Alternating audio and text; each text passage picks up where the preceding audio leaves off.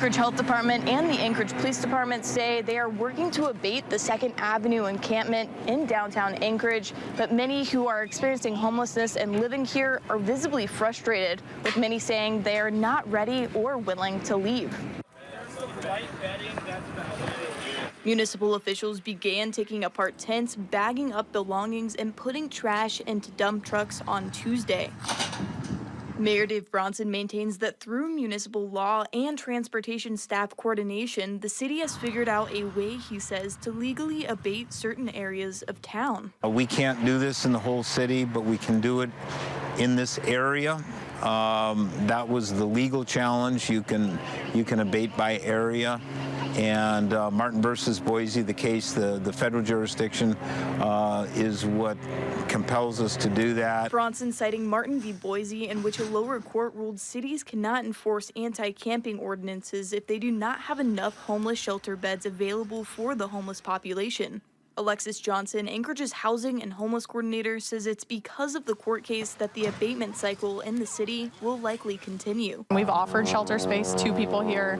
A lot of people have denied shelter, so we're going to continue to work with our resources and our social services to figure out a plan, but it's most likely that they will just move from the spot and go camp elsewhere. Johnson says people living at the camp were given a 2-week notice ahead of the abatement, but Delrico Graham, a homeless man who's lived at the 2nd Avenue encampment for roughly 3 months, is frustrated and says the abatement is unfortunate.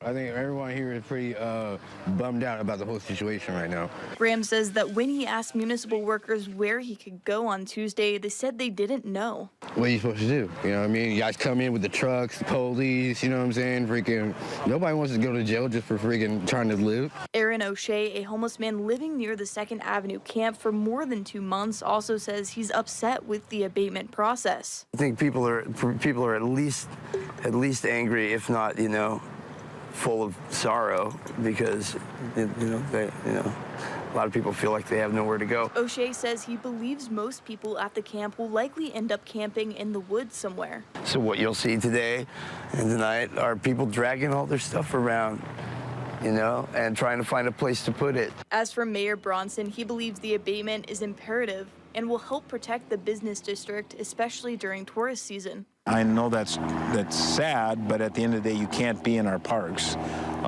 You don't get to live wherever you want. Alexis Johnson, Anchorage's housing and homeless coordinator, says teams will be working with people experiencing homelessness and living here throughout the abatement process. She expects it to take about a week to clear the whole 2nd Avenue encampment. Lexi Elverton, Alaska's news source.